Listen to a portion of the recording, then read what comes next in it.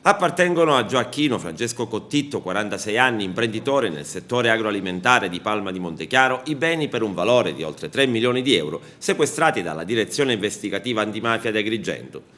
Cottitto fu arrestato nell'operazione Apocalisse nel 2010 assieme a Giuseppe Gambino di Ravanusa e all'imprenditore Diego Lo Giudice di Canicattì, tutte ritenute a vario titolo al fianco dell'allora super latitante e capomafia di Cosa Nostra Agrigentina Giuseppe Falsone, catturato poco mesi dopo il Blitz. Cottitto, pur non essendo organico a Cosa Nostra, è stato accusato da collaboratori di giustizia di essere molto vicino a Falsone. Il provvedimento di sequestro comprende 28 immobili tra terreni e fabbricati, 2 ditte individuali, 3 società e numerosi conti correnti e rapporti bancari.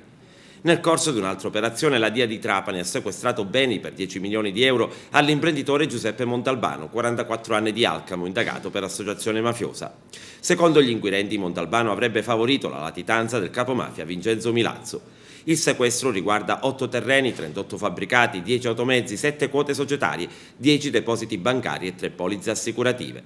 Entrambe le operazioni sono state illustrate alla stampa nella sede della DIA di Agrigento, per l'occasione visitata dal direttore nazionale Arturo De Felice, alla presenza dei capi di centro di Palermo, Caltanissetta, Catania e Trapani. Il fronte antimafia continua a subire dei duri colpi, noi cerchiamo di fare al meglio la nostra parte con grande consapevolezza dei nostri mezzi, della nostra memoria storica, soprattutto dell'impegno che le donne e gli uomini della DIA profondono in Sicilia ma anche in tutto il territorio nazionale. Come debutto niente male, subito una richiesta di sequestro di beni di quasi 3 milioni di euro. Niente male perché è il risultato dell'azione di questo gruppo meraviglioso della sezione operativa DIA di Agrigento.